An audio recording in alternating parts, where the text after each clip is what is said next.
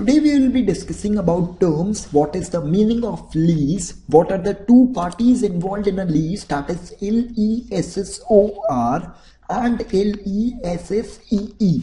You might have came across terms such as lease. Now what is the meaning of lease? Lease means the right to use in equipment or capital goods on payment of periodical installments, that may be yearly, half yearly or quarterly. That means periodical amount you are going to pay.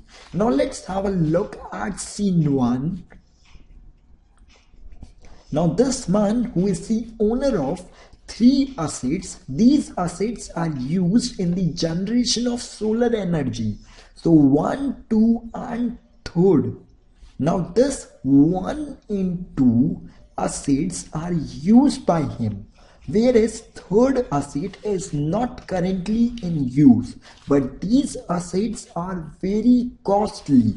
Now let's have a look at scene 2, where one person has just thought of an idea, just starting of his venture, but for his idea he needs the solar energy equipments, the 3rd machinery that was of no use for him, but he has a good idea, but he has a problem that he cannot pay the funds in total. He can make the periodical installments, that means he can pay annually, but he cannot pay at one time. Moreover, he is only concerned with the using of an asset and not with such terms like ownership, the operating expenses and all these type of terms. So the combination of these things, that is the 3rd asset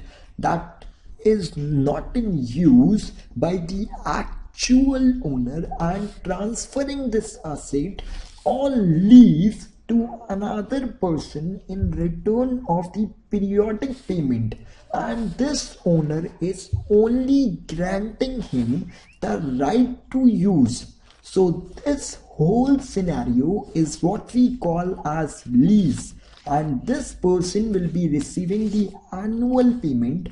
Now this owner who is granted the use of an asset is known as lessor, whereas the person who has been granted the right to use and who will be making the periodic installment payments is known as lessee.